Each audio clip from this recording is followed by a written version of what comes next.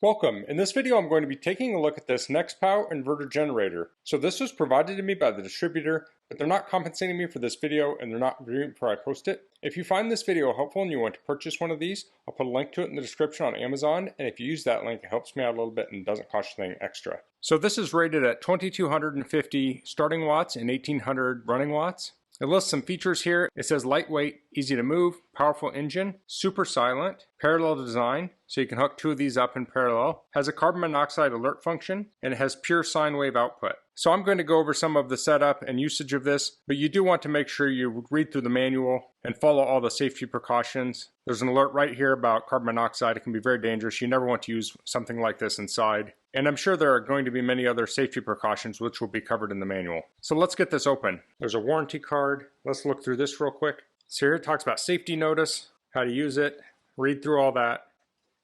This talks about grounding. So you can pause these pages and read through them. Here are the different parts. Here's the controls. This has fault indicators. And the rest of this goes over the functions. So this is not ready to run out of the box. You do need to put oil and gas in it. They recommend 10W30 and capacity is 0.35 liters or 350 milliliters. Fuel capacity is 4 liters. And this talks about the startup sequence. This talks about parallel operation. This gives some example loads. This shows the service schedule and it talks about changing the oil, servicing the air filter, fuel tank filter, storage, and troubleshooting. And here it shows the technical specs. And here's a wiring diagram. Here's a funnel, we have a screwdriver, and it looks like a spark plug wrench.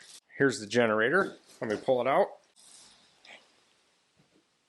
There we go. So I'll try and get a weight on this in a little bit, but I was just lifting that with my non-dominant arm, so it's not very heavy. So here I have a luggage scale. I'll lift this up. And we're at just around 43 pounds. Let's take a look around it. So this is the back side. Here's spark plug access. That's the exhaust there. I'll turn this over and look at the bottom here. So it has rubber feet on the bottom. I probably will not be tipping that over anymore. Here we have the fuel fill. You can turn that on or off on the top here, it looks like. Here we have the control. So we have on and choke. Here's the starter. It gives basic starting instructions right on the side. That's really handy. So if you don't use this very often, you have a little reminder there of how to start it up. And here's the side. So we have eco on or off. We have the service buttons here, AC reset. Here are the parallel operation connectors, and these have covers on them. I'll close those. Here's USB ports. So we have one USB type A and one USB-C. Here's the grounding lug, and here are the AC ports. So there's two of those. And it has covers on all those ports to keep them clean when you're not using them. And then it looks like there's an air intake down here. So I need to gather up some oil and some fuel.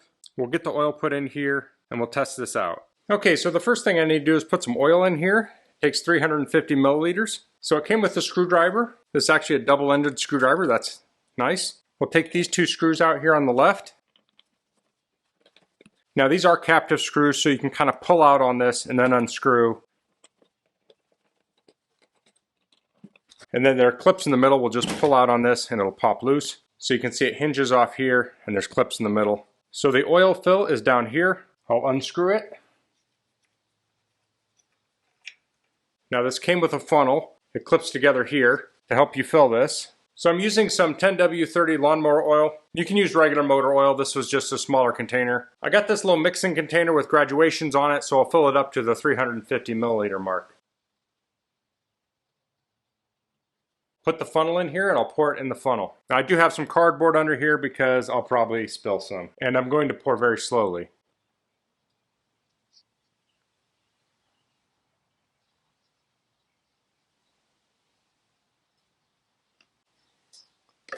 Okay, so the little cap here has a dipstick on it, so I can stick it in there.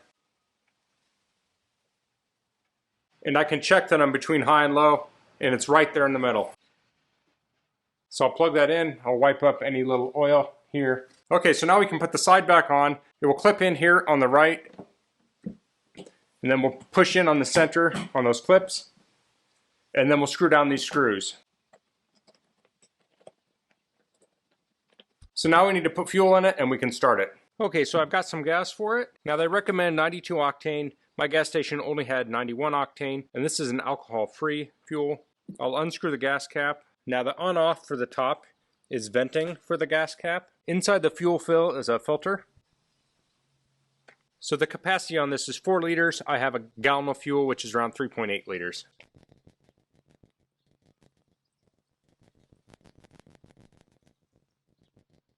So I didn't quite fill it full. I don't need to burn that much right now. So put the cap back on. So to start this, it says check engine oil, check the fuel tank, turn the air vent to on. So the air vent is on. Select the knob to choke here. So we're going to pull the starter until it's engaged, and then we'll pull it fast to start it.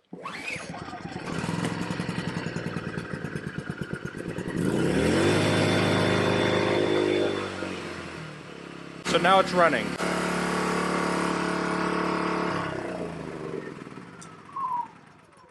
So it's a pretty warm day. It was pretty easy to start. If it's colder out, you might need to run it on the choke a little bit longer. Now it does have a meter here. This will let you cycle through the volts, the frequency, single-use runtime, and the cumulative runtime. So I'll hook up a load here and we'll test it out. So for my load, I'll be using this electric heater.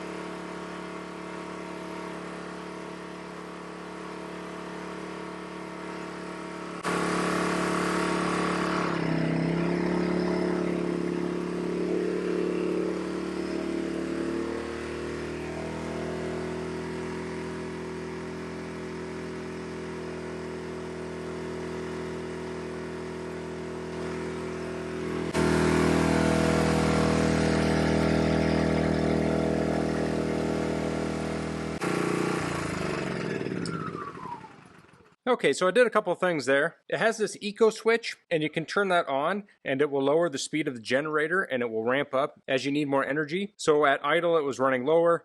When I turned the heater on, it ramped it up. It says in the manual that you want to keep that on if you have things that have a high inrush current. So if you're running an AC or some sort of pump, you'll want to leave that on. I also connected my oscilloscope up here and checked it, and it had a pure sine wave. So it said it had a pure sine wave, and I was able to show that with the oscilloscope. And even with the heavy load on it, it looked very nice. It was a very clean sine wave. So when I was starting it that second time also, I turned it on choke and tried to start it, and it didn't want to start. This is just like every other gas engine. I turned it on and started it. When it's heated up, you don't need to choke it. So if I were to start it right now, I could just turn it on, pull it, and it would start right up. Let me just try that real quick.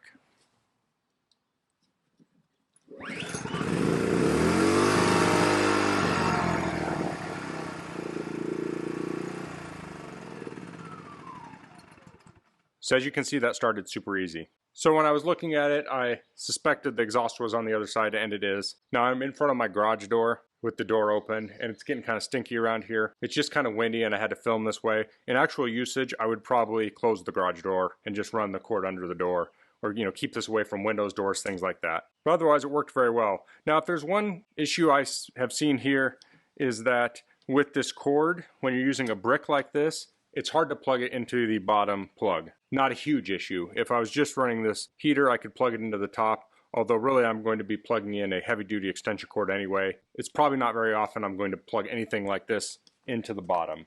But this would only be an issue if you had two things plugged in and both of them were bricks like this. But this does seal on there to keep dust and dirt out. So that's nice. So that's the NEXPOW inverter generator. I think this will really come in handy during power outages. And generally in my area, when power goes out, it's because a storm rolled through. And even in a worst case scenario, if I had to drive 10, 15 miles to get fuel, I shouldn't have any problem finding a fuel station open.